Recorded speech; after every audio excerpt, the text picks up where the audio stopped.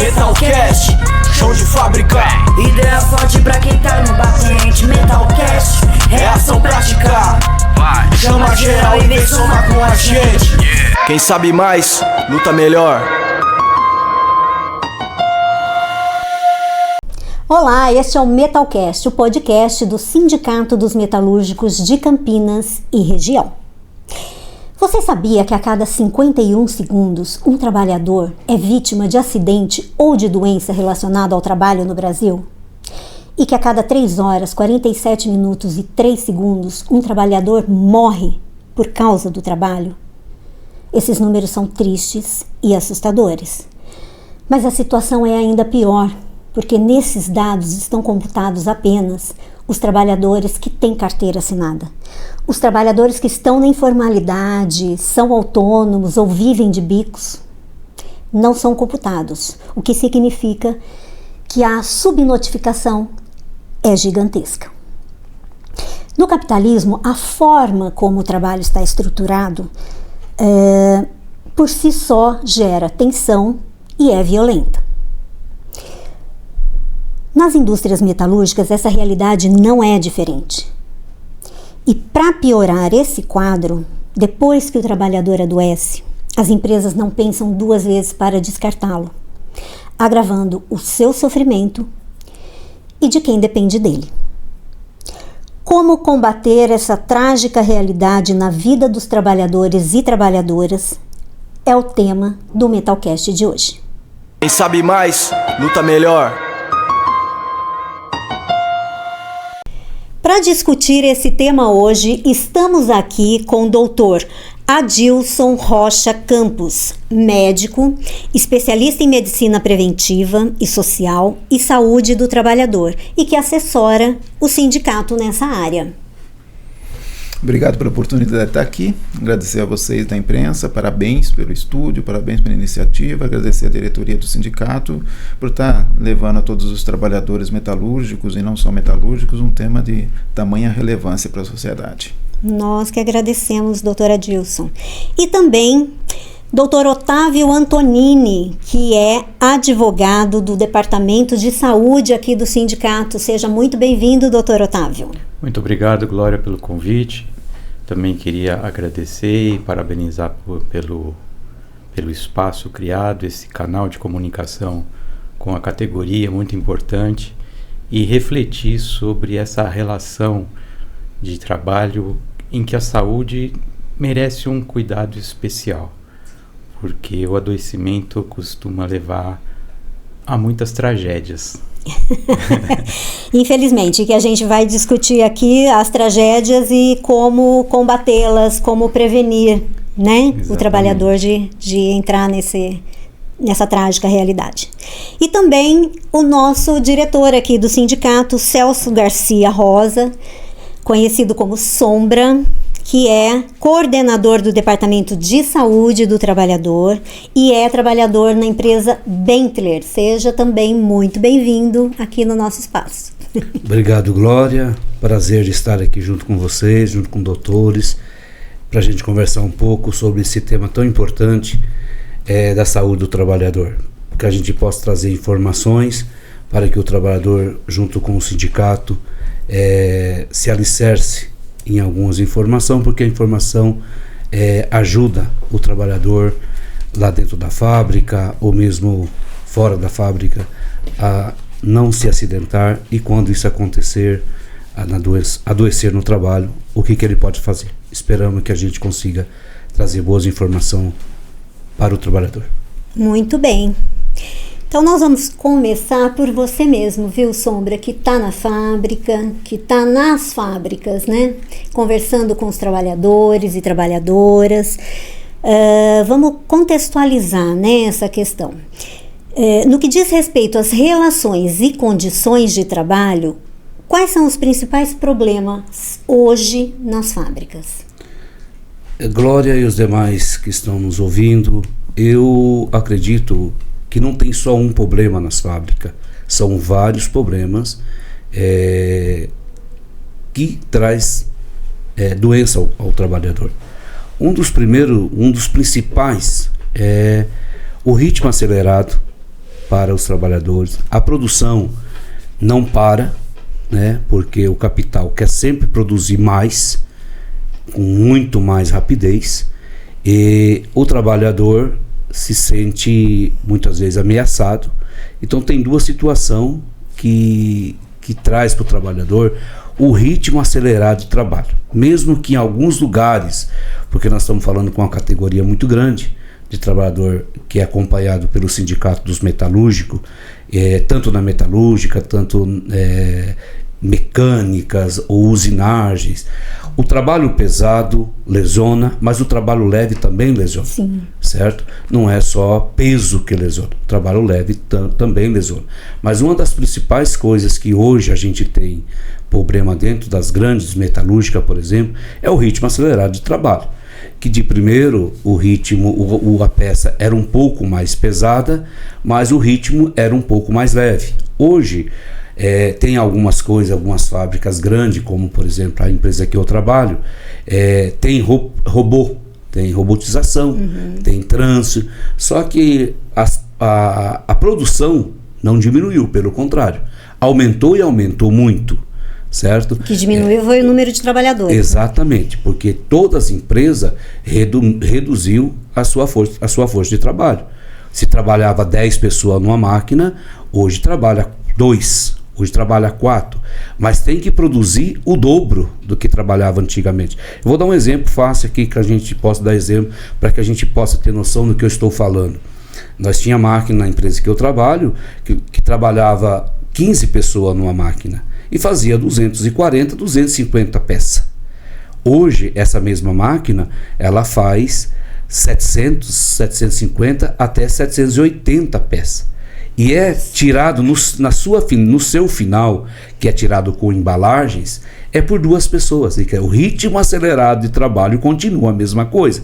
Além da pressão, né, em cima do trabalhador, medo de perder o seu emprego, né, porque com a reforma trabalhista, com tantas outras leis que trouxe, né, tendo um desemprego no país que a gente não consegue mudar isso 100%, o trabalhador, além de trabalhar nessa velocidade, nessas condições, que em alguns lugares até melhorou, vamos dizer, algumas fábricas, a sua logística, com tanta luta que o sindicato e os militantes, como o Cipeiro fez dentro das fábricas, porque tinha fábrica que tinha peças totalmente pesadas, peças de 60, 70 quilos. Hoje não existe mais essas peças de 70 quilos que dava lesões, machucava o trabalhador. Uma outra discussão que foi muito discutida, até em seminário, muitas reclamações no Ministério Público, foi a questão ergonômica. Porque o trabalhador de primeiro trabalhava sem nenhuma adequação ergonômica. Hoje tem adequação ergonômica, porém o ritmo acelerado de trabalho não mudou nas grandes fábricas. Então você acha que a causa principal é o ritmo? O ritmo acelerado, certo? O ritmo acelerado e o número de pessoas que trabalham muito pouco, muito menor. Igual dei exemplo aqui, nós trabalhávamos em 17 pessoas numa máquina. Hoje trabalha em 2 pessoas. E essas pessoas, além de tudo, é a produção muito alta, o ritmo acelerado e a produção que não pode parar. E quando a gente fala em ritmo acelerado, a gente fala também em pressão psicológica, em esforço, horas extras.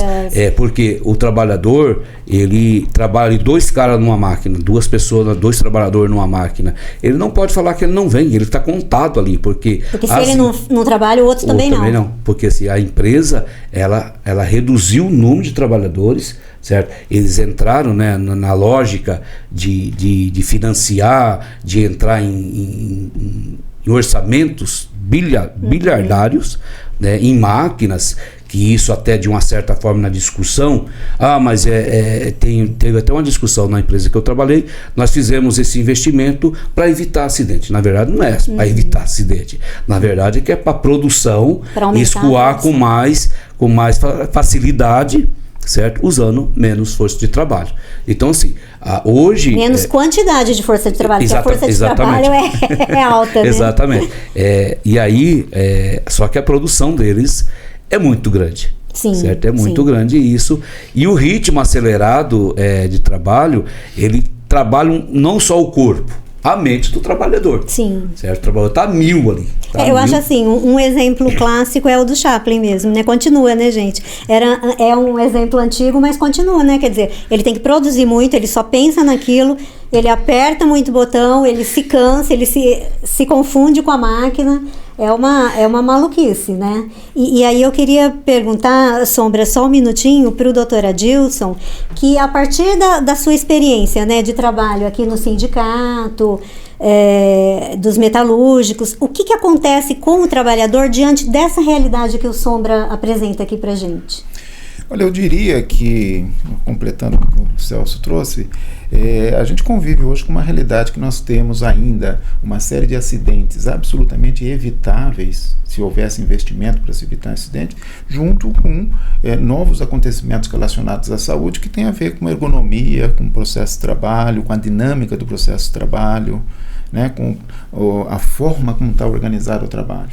Então eu tenho ainda hoje, né, em vários locais, existem fábricas e fábricas, né, são diferentes em tamanho, em qualidade do ambiente de trabalho. Então tem ainda amputações, temos ainda torções, fraturas, né, temos ainda lombalgias, né, temos ainda hernia de disco, né, e ao mesmo tempo entrando com todos esses novos fatores relacionados à produtividade, né, ao controle da produtividade, né, ao cumprimento de metas, né, as jornadas exaustivas, isso vem junto com o sofrimento mental, né, que hoje já passa a ocupar um lugar de destaque nas estatísticas sobre adoecimento relacionado ao trabalho. Então a nossa realidade é ainda uma realidade de ter, né, particularmente doenças relacionadas ao sistema osteomuscular ligamentoso e também, né, doenças relacionadas ao sofrimento mental, que está crescendo bastante. A gente pode falar que aumentou, então?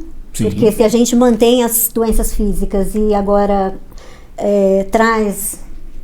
introduz, né, as doenças psicológicas, as doenças emocionais, as doenças mentais, então, em vez de melhorar, né, com a ampliação, a introdução das novas tecnologias, tudo, a situação do trabalhador não melhorou. Eu diria que é um novo desafio para o trabalhador, né, para os cipeiros, para os dirigentes sindicais, para quem lida com saúde do trabalhador.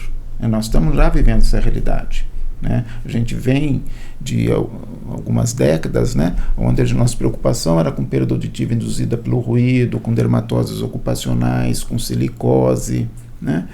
Depois vem as lesões por esforço repetitivo, particularmente do ponto de vista biomecânico, né, as tendinites, epicondilites, síndrome do túnel do carpo, lombalgias, e gradativamente vai entrando também no cenário as síndromes de ansiedade, né, a depressão, né, chegando até o burnout. Então isso tudo é uma realidade nova, né, que vem aparecendo nos últimos anos dentro do cenário de quem lida com saúde do trabalhador. O senhor tocou num ponto que é a questão do burnout. O burnout entrou agora nas doenças relacionadas ao trabalho, né? O Ministério, acho que da Saúde, fez uma nova lista, né, e ampliou, assim, entrou mais umas 165 doenças, eu acho. É recente, acho que é do final do ano passado. O burnout, ele também acontece, então, na fábrica, ou ele é um problema mais de escritório? Não, administrativo? Depende da pressão. Depende da pressão. O burnout é muito relacionado à pressão que se coloca na pessoa e que a pessoa se coloca para ter um ritmo de produtividade, assim, muitas vezes inalcançável. Né? Seja qual for a profissão, seja jornalista, seja médico, advogado, metalúrgico. Porque a gente tem a impressão de que é uma doença, né? A saúde do trabalhador já olhava para isso já há bastante tempo. Recentemente entrou na lista das doenças relacionadas ao trabalho, mas já vinha sendo abordado já há bastante tempo por todos que lidam com saúde do trabalhador. E de fato, assim, é uma série de pressão que leva ao esgotamento. Esgotamento físico, esgotamento mensal e até mesmo mental, nem até mesmo a morte do trabalhador. Você vê a dimensão, né, das questões relacionadas à pressão no ambiente de trabalho. E aí quando a gente fala morte incluindo outra coisa que tem aumentado também, que é suicídio, né? Muitas vezes, né, o trabalhador chega ao ponto de tem aumentado bastante, né, na sociedade, né? Nos últimos anos tem aumentado bastante. E aí tem uma série de fatores, o trabalho, a cobrança, né? o querer atingir, ou ser cobrado a atingir objetivos inalcançáveis, sim, pode ser um dos fatores determinantes até mesmo para suicídio. A gente disse na abertura desse episódio que a forma como o trabalho está estruturado, né, gera pressão e adoece. E o senhor agora veio e reforçou essa tese, né? Para a gente ter uma ideia, o Brasil é o 3º colocado no ranking mundial de acidentes com morte. Ele fica atrás da China e dos Estados Unidos. A China, evidentemente, pelo número, né, de habitação, de habitantes, né? E os Estados Unidos, que a gente acha que é aquela maravilha, né? A gente ouve falar isso, tá aqui também no ranking e tá num lugar aqui que não é louvável, né? E agora, voltando aqui para os trabalhadores metalúrgicos, a gente pergunta, doutor Otávio, é grande o número de casos que chegam ao sindicato? Fala um pouco sobre isso. É grande, eu nesse momento não sei te quantificar o número de reclamações que nos vem, mas é grande. Tanto é que o sindicato tem uma atuação judicial bem expressiva. Normalmente as denúncias são feitas aqui aos diretores, né, que levam essas denúncias a uma discussão com o departamento jurídico, sendo o caso de fazer essa denúncia via sindicato ao Ministério Público do Trabalho, ou há denúncias diretamente ao Ministério Público do Trabalho e há uma interação do sindicato, Ministério Público do Trabalho, para fazer essas ações mais coletivas. Né? Agora, especificamente, as individuais, chegam muitas reclamações aqui. Normalmente, o trabalhador vem reclamar de problemas osteomusculares, como disse o doutor Adilson, mas a gente está vendo cada vez mais acentuado essa queixa do adoecimento psíquico, né? E é muito nessa coisa da pressão que acontece dentro das fábricas por mais produção, por melhor produção, por dedicação cada vez mais intensa ao trabalho. E isso tem outras consequências, né, que fogem dessa relação entre empregado e empregador, vai para o campo social, né, o campo familiar. Esse trabalhador, principalmente esses que são mais tocados por essa pressão, vão se desvinculando desses vínculos, porque volta tudo para a fábrica, é trabalho.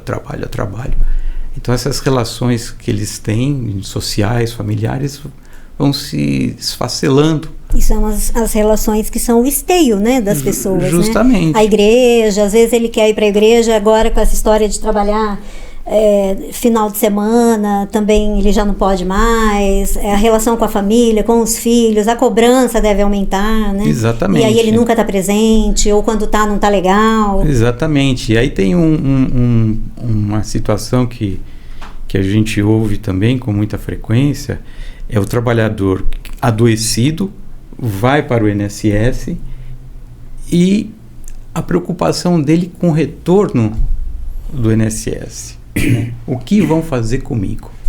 Pois é, afastar é bom e é ruim, né? É bom que você sai da dor, né? Mas aí você fica pensando, mas e a hora que eu volto, né? Muitas vezes se afasta do trabalho e mantém um processo doloroso. Quando o trabalhador, desculpa te interromper, claro, mas o trabalhador chega numa determinada situação de saúde que envolve tanto adoecimento físico quanto adoecimento mental, Muitas vezes isso vira dor crônica. E aí mesmo o afastamento do trabalho é um afastamento paliativo. Né? E depois, durante o afastamento, tem toda a preocupação. O que vai acontecer comigo quando eu voltar para a fábrica? Porque também tem uma questão, a pessoa fala, não, eu vou tomar um remedinho aqui, eu pego um analgésico ali, porque eu não quero sair daqui, me afastar. Porque a hora que eu voltar, o que vai acontecer comigo? Então eu prefiro, na dor, no sofrimento, dar uma remediada, mas permanecer reproduzindo essa dor, né? É a dor que já conhece, ele já conhece essa dor também, né? Retroalimentando essa dor, mas ele fala, não, aqui eu não escapo, porque se eu... A hora que for para o INSS, tem o problema do valor do benefício que recebe, que nem sempre quer ser bem inferior ao salário, apesar da garantia provisória que nós temos na convenção de equiparação, né? A empresa fica obrigada a pagar a complementação para atingir o valor do salário, mas é provisório, são 4 meses, né? Então o trabalhador vai ficar uns 6 meses afastado, são só 4 meses que ele vai receber, o restante ele não. E aí tem aquela questão do B31, B91, é acidente de trabalho, não é acidente de trabalho, eu fiquei afastado, eu vou voltar, se não tem acidente de trabalho, vão me mandar embora.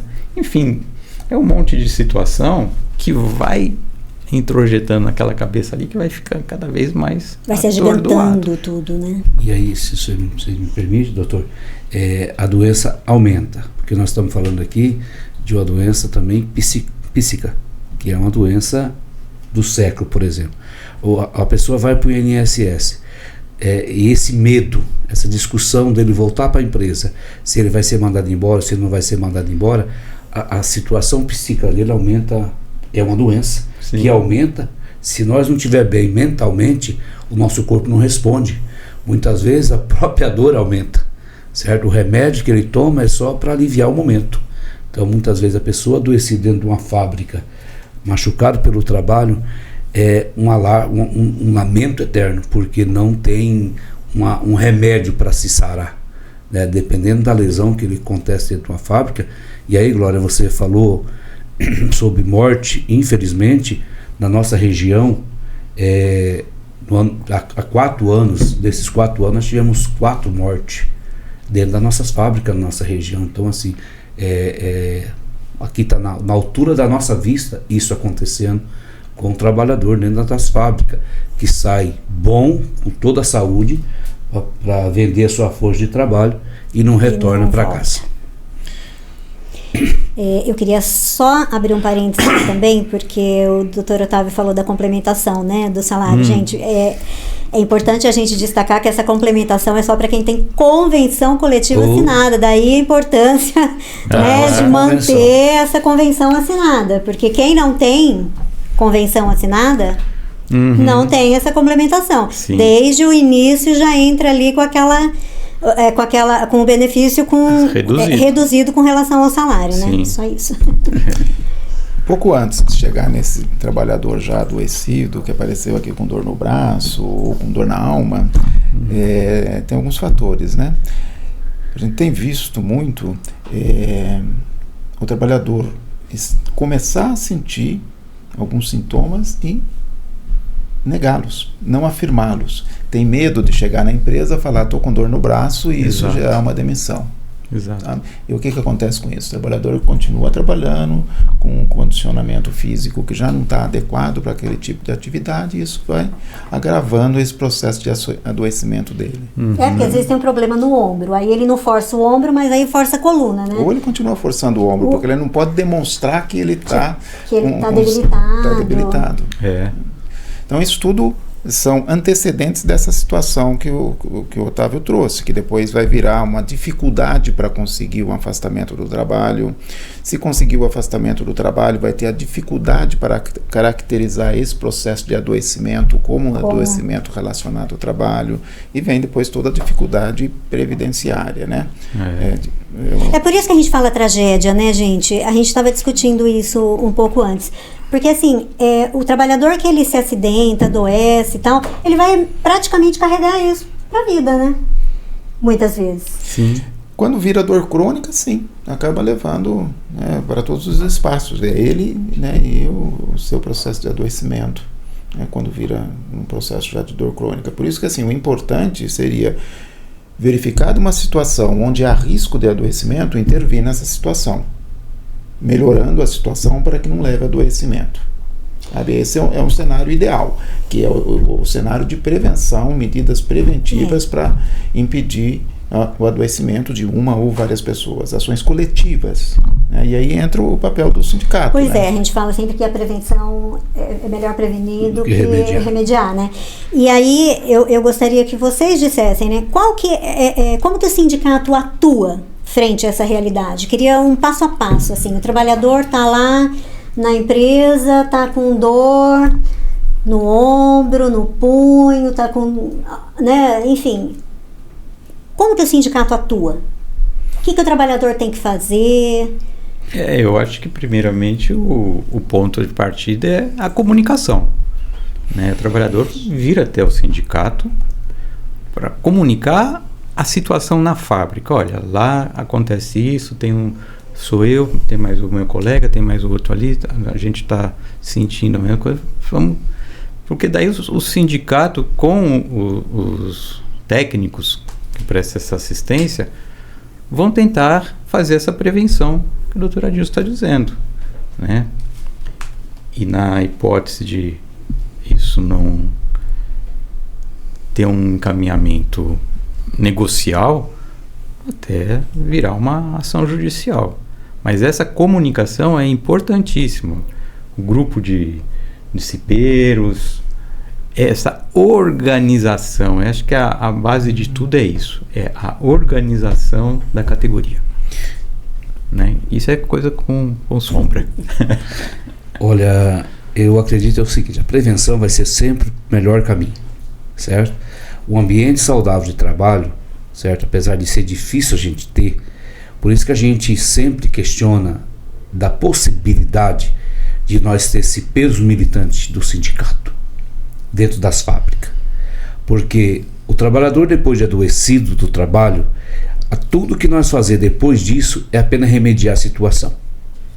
Eu acredito que a primeira coisa é identificar fábrica que tem risco eminente de acidente e acidente ocupacional e atuar em cima com prevenção junto com os cipeiros, denúncias que precisa ser trazida até o sindicato, porque o trabalhador comum, glória e demais doutores que estão aqui, ele particularmente, ele não tem essa, vamos dizer, essa força de fazer isso, porque ele tem medo de perder o emprego. Sim, sim. Certo? Tem trabalhador, doutor Adilson, doutor Otávio, que ele esconde a dor e não vai nem no ambulatório, certo?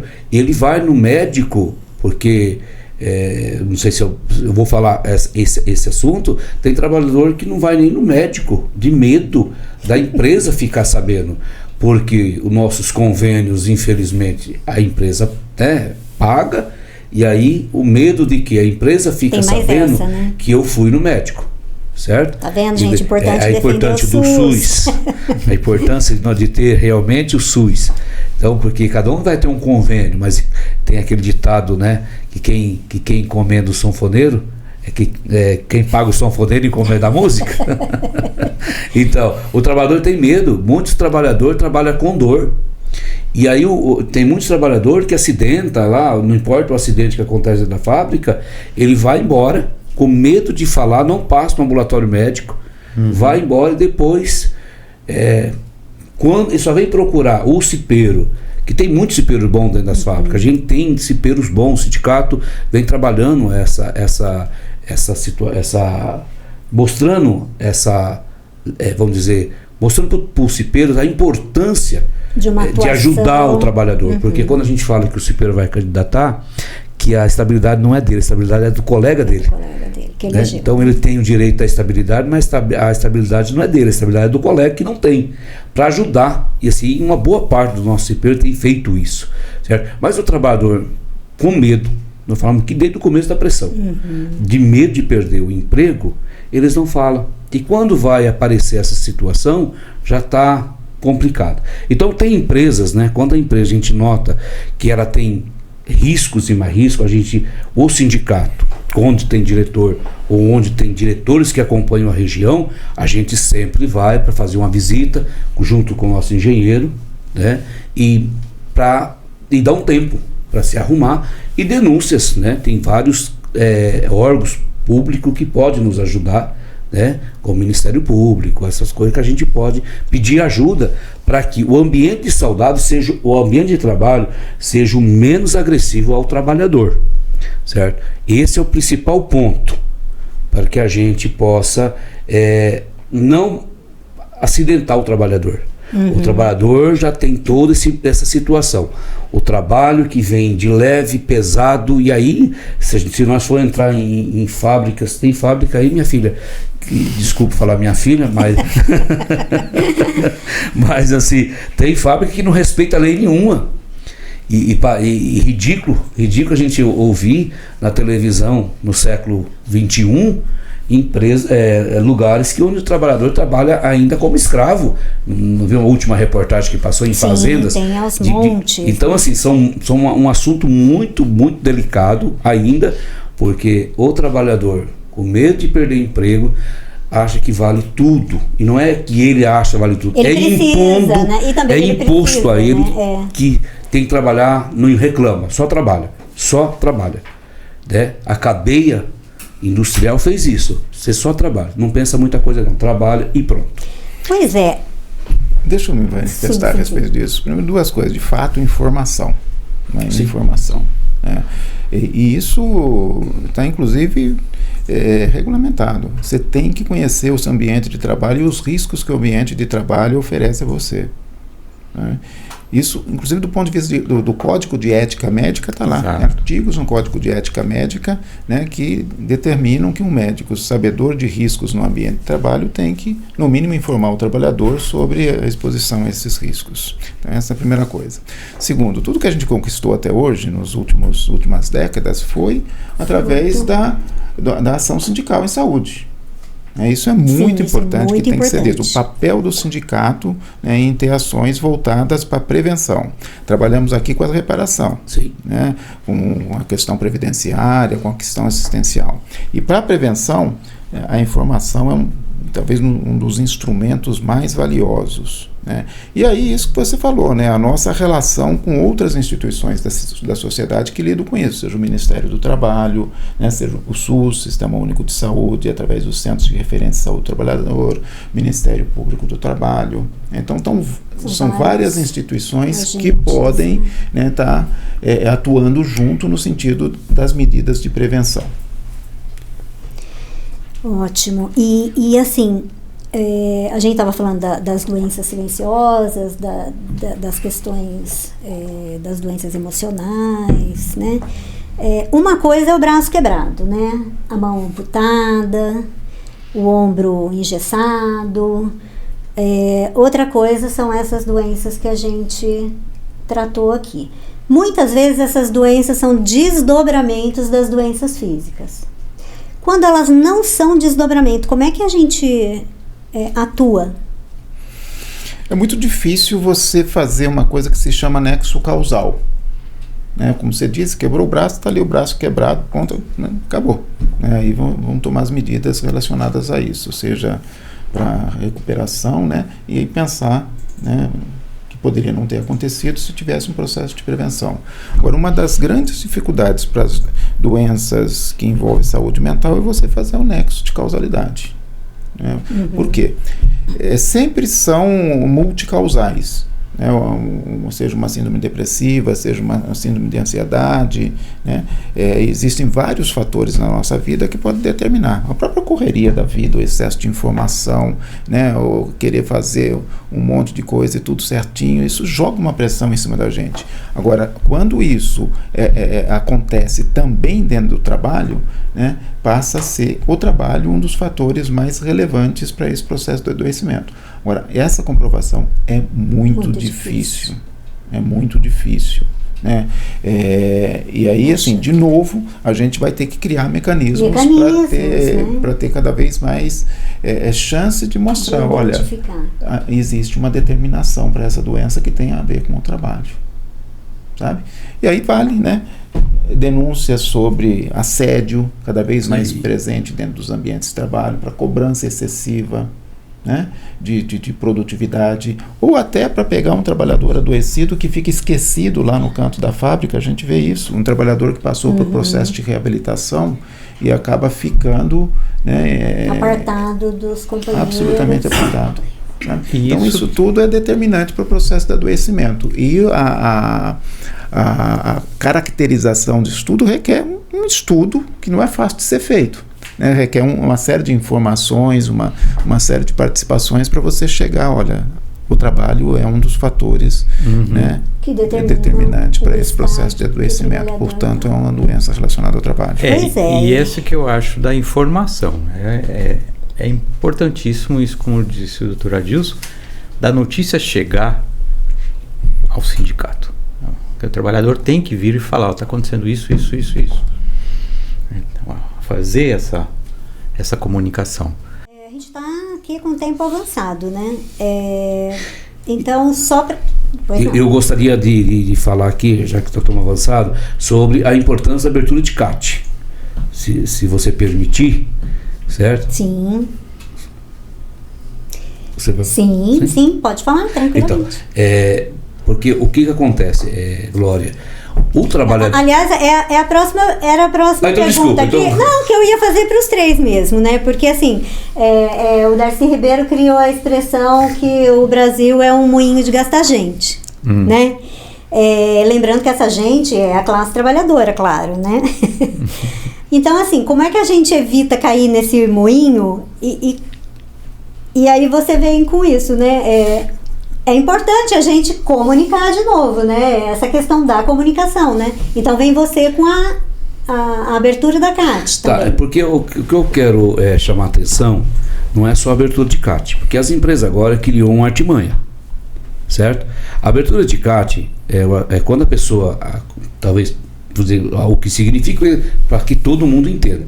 A carta de comunicação de acidente de trabalho, que seria importante toda empresa, seria obrigatório por lei toda empresa fazer quando tem um acidente dentro da fábrica. Até sob suspeita, sim, né, sim. doutor? Fazer a comunicação de acidente de trabalho que ela é dentro da fábrica. O que acontece? Tem trabalhador, igual falamos aqui, se machuca e vai embora machucado e não mostra dentro da fábrica. Depois de 2, 3 dias, dizendo, eu machuquei aqui dentro da fábrica. Que isso não deve acontecer. O trabalhador que machucou dentro da fábrica, ele precisa ir até o ambulatório, tá, onde tem ambulatório, ou precisa pedir uma ajuda, né, estamos dizendo mais uma vez, aos cipeiros que estão dentro das fábricas, levar esse trabalhador e ter o conhecimento que esse trabalhador se acidentou naquela fábrica, certo? E ter a abertura de CAT, certo? Para que esse trabalhador tenha o apoio, o reconhecimento. E quando o trabalhador, a empresa, não reconhece a CAT, nós temos lugares que pode se abrir a CAT. O sindicato é um deles, certo? O Sereste é outro lugar que pode ser aberto a CAT para o trabalhador. Posto de saúde também pode ser aberto a CAT. E abre mesmo, doutor? O senhor que tem nós temos, depois o doutor vai falar melhor, certo? Mas a gente precisa, certo? Pelo menos ter essa primeira parte da carta da comunicação de acidente de trabalho. Só que as empresas vêm agindo de uma certa forma que tem que ser muito esperto. Você machuca, corta o dedinho aqui, por exemplo, certo? Corta o dedinho, ela chama você e fala, eu vou abrir a CAT para você. Vou abrir a CAT para você, você não vai trabalhar ali mas você vai ficar quietinho aqui comigo. Essa CAT só tem duração de 12 meses. Certo? Duração de 12 meses. E coloca na cabeça do trabalhador para ele não se afastar. Certo? Tem sempre tem vezes que o trabalhador afasta e a preocupação é não receber. Olha como é que o trabalhador trabalha hoje. Trabalha com risco de se machucar. E aí se machuca com risco de não receber. Inclusive tem uma discussão, né? Que entra, doutor Otávio, o senhor que mexe com a Previdência, é o limbo. a empresa não reconhece o acidente, o INSS não reconhece o acidente, o trabalhador não recebe nem de um lado nem de outro. É o famoso limbo. Então o trabalhador prefere ficar ali, mesmo sabendo que essa CAT dele tem 12 meses. Aí a empresa coloca lá 1.300 dias, 190 dias sem acidente do trabalho, com uma pessoa machucada dentro da fábrica, com o dedo cheio de ponto, usando a portaria de 2018, que foi dar esse direito para elas, inclusive de contestar atestado. Então, assim, é uma discussão bastante extensa, doutor, que a gente precisa ter denúncias e ajuda de algum ministério, do Ministério Público, do Ministério do Trabalho, e realmente para esse tipo de coisa. Porque isso vem acontecendo muito em empresas da nossa região, que a gente tem conhecimento desse tipo de acontecimento. A CAT é importante, o doutor Adilson vai entrar melhor nessa aresta, certo? Para qual era a melhor coisa que fosse? Que todas as empresas abrissem CAT, e nem todas abrem, porque elas não querem reconhecer o acidente, nem acidente típico, viu? Nem acidente típico. Quanto menos o acidente ocupacional, que depois precisa ter exames, essas coisas todas, que para o trabalhador não voltar com B91, que o B91 pode ser considerado uma doença comum, né? Que dá 60 dias de estabilidade. E dentro da nossa convenção, o trabalhador que retorna com B91 depois do afastamento, com acidente ou com doença ocupacional... O afastamento é depois dos 15 dias, né? A nossa convenção, ou se sofreu um acidente, pode ser no dia seguinte, afastou na hora. Sofreu um acidente, já não vou trabalhar mais, certo? Depende do acidente que acontece na fábrica, entendeu? O que acontece? A nossa convenção diz que o trabalhador adoecido pelo trabalho, reconhecido pelo INSS, ele retorna para a empresa, tendo um posto compatível à sua limitação, ele terá direitos até aposentadoria e emprego. É essa a importância da nossa convenção. Doutor Adilson, vai complementar? Vou. Sim, é super importante a convenção coletiva. É uma categoria profissional que tem essa proteção que precisa ser aplicada, que é reparadora. Agora, volto a dizer, a nossa necessidade de fazer com que a informação correta chegue a todos os trabalhadores e isso estimule os trabalhadores a estar lutando por melhores condições de trabalho para evitar o acidente de trabalho, o adoecimento. Acho que o nosso princípio é isso. A gente tem que corrigir o que precisa ser reparado, mas a gente tem que agir para a prevenção. Eu gosto de voltar. E aí entra essa questão da comunicação de acidente de trabalho, que faz já bastante tempo que tem sido chamado a nossa atenção, né? Quem pode emitir CAT? Quem deve? Em primeiro lugar, a empresa. Caso a empresa não queira, o próprio trabalhador ou alguém de sua família pode preencher a CAT. Caso isso não seja possível, o sindicato da categoria profissional pode fazer isso. Ou uma autoridade pública, ou o médico assistente. Então, são 5 situações, né, onde de entidades que podem estar fazendo a comunicação desse acidente de trabalho. O que a gente tem visto muito é empresas não quererem emitir, até por conta de possíveis repercussões que possa ter contra ela, seja uma repercussão de um processo trabalhista, que na minha opinião já está na conta da empresa. A empresa tem departamento jurídico que já tem verbas exclusivas para lidar com todo esse passivo. Então, quando a gente fala que a empresa foi multada em 40 milhões, eu acho que isso já está na conta, não entra como prejuízo. Sabe? Não entra como prejuízo. Mas, de qualquer forma, a CAT, e na suspeita, a CAT é um instrumento também de prevenção. Então, se você tem uma suspeita de que houve um acidente de trabalho, uma suspeita que houve um adoecimento, né, por medida de precaução, você já tem que notificar. Se isso depois não for comprovado, né, sai do banco de dados. A CAT tem essa importância individual para o trabalhador, para todos os trabalhadores que estão dentro daquela empresa, né? Os primeiros 15 dias de afastamento é sempre a empresa que paga. A partir do 16º dia vai para a perícia médica do INSS, né? E se o perito considerou que houve um acidente de trabalho, eventualmente, mesmo sem a CAT, se tiver o chamado nexo técnico epidemiológico, ele já pode considerar esse afastamento como relacionado ao trabalho. E aí ele recebeu o benefício chamado B91, que muitas das vezes a gente é chamado, né, a agir, né, porque a empresa não emitiu o CAT, o trabalhador está afastado, foi para o INSS, o INSS considerou doença comum. E aí o benefício é o B31. Então nós somos procurados para transformar em B91. E isso tudo impõe uma série de situações complicadas para o trabalhador que já está machucado, adoecido, né? Lidar com o médico dele, lidar com o médico da empresa, lidar com o médico do INSS, né? Então, assim, olha a situação que vai ficando cada vez mais trágica. Não, e de uma pessoa que não está bem, né? Sim, exatamente. Se ela tivesse sã, saudável, já seria difícil. Agora, ela adoecida... É uma pessoa que está com dificuldade, às vezes, de locomoção, né? Dificuldade de sair de casa e ir para lá. Dificuldade de se posicionar frente ao médico perito que tem toda a condição do mundo de descaracterizar o que ela está sentindo. Quer dizer, é um calvário, né? Sim, não tenho nenhuma dúvida. Agora, isso do ponto de vista individual, é um calvário, como você disse, difícil de lidar, né? Tem a outra questão, que é a questão coletiva, né? A CAT é um instrumento de notificação. Todo acidente de trabalho, doença relacionada ao trabalho, é de notificação compulsória. O que significa isso? Não era para ter acontecido, aconteceu, tem que registrar. E isso vai para um banco de dados, que é o banco de dados, que é o banco de dados da Previdência Social, onde fica lá registrado. E isso depois também conversa com outro sistema de dados, que é o Sistema de Informação de Agravos de Notificação do Sistema Único de Saúde. Isso são importantes instrumentos do que a gente chama de vigilância epidemiológica. A gente olhar para os bancos de dados e ver o que está acontecendo dentro dessa fábrica, dentro daquela outra fábrica, dentro da outra fábrica, e aí a gente agir, né, enquanto setor público, enquanto política pública, né, para evitar, né, outros adoecimentos e tomar medidas necessárias, né, com relação a esse assunto. Então a CAT, ela tem essa dimensão pessoal da estabilidade do emprego que ocorre quando o trabalhador ficou afastado, né, com o B91, e aí ele tem estabilidade de 12 meses até depois que ele volta. Né? E no caso dos sindicatos metalúrgicos tem a cláusula da convenção. Mas alguns também tem grupos, essa característica coletiva, que é extremamente importante. Sim, extremamente importante.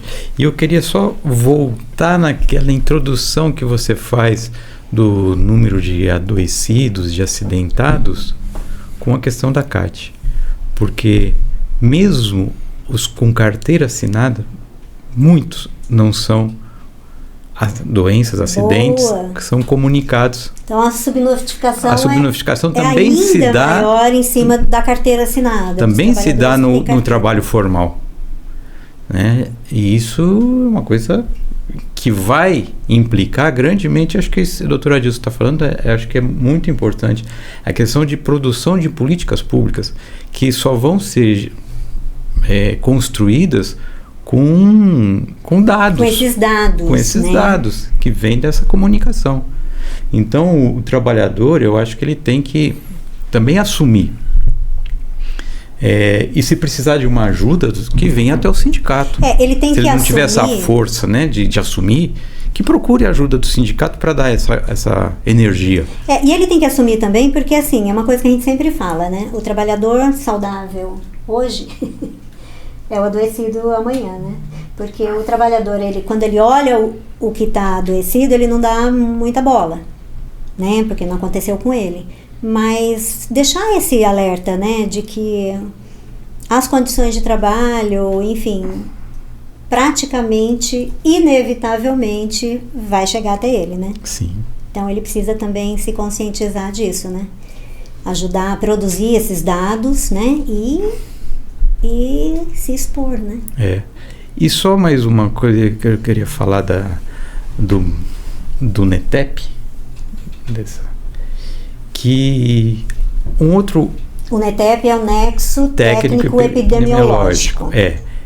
Que mesmo diante disso, porque o empregador, vamos imaginar, o empregador abriu a CAT, o trabalhador chegou lá no INSS, a dificuldade de fazer com que o perito observe a legislação que dá a ele o dever de presumir que aquela doença decorreu do trabalho, pelo NETEP. É dever do perito previdenciário observar essa relação. E mesmo assim, vem o B31 forçando a transformação solicitada, Pois é. levando ao empregado, ao trabalhador, a obrigação de provar que aquilo é do trabalho, quando teria que ser o inverso. Ou seja, é trágico mesmo, né, gente? Porque assim... ele briga com o empregador, ele briga com o INSS. Ele adoeceu, ele tá ali numa jornada que vai ser longa e dolorosa, né? Tão dolorosa ou mais que a própria doença, né? Então, eu acho que esse tema é um tema importante e que daria pra gente continuar conversando e entrando em outros, porque assim, ele abre, né? Sim. Ele vai se abrindo, né? Tem a questão da judicialização, tem a questão das empresas que escondem esses números, né? Quantas vezes a gente sabe que tem acidente lá, mas no quadro lá na frente está tantos dias sem acidente. Enfim, a gente tem muita coisa ainda para falar sobre isso, mas o nosso tempo, gente, está no final. Gostaria que vocês fizessem considerações rápidas, finais, porque nós estamos aqui já tendo que encerrar. Na prorrogação. Nós estamos já na prorrogação, exatamente. Eu só queria, primeiro de tudo, agradecer o convite novamente, por ter sido chamado a essa mesa. Eu acho um tema muito interessante e, como você falou, dá para desenvolver outras frentes. Mas a importância, insisto nisso, meu ponto de vista, da comunicação. O trabalhador vir ao sindicato, procurar o sindicato para relatar as situações, os problemas lá na fábrica. Eu acho que é isso que a gente vai conseguir construir instrumentos para ver se quebra. Pois é, nós estamos numa época de tanta comunicação, né, gente? Vamos ver se a gente consegue se comunicar nesse sentido também, né, doutora Dilson? De novo, parabéns pela iniciativa, que é uma iniciativa que leva mais informação para os trabalhadores. A gente está precisando muito disso, né? Verdade.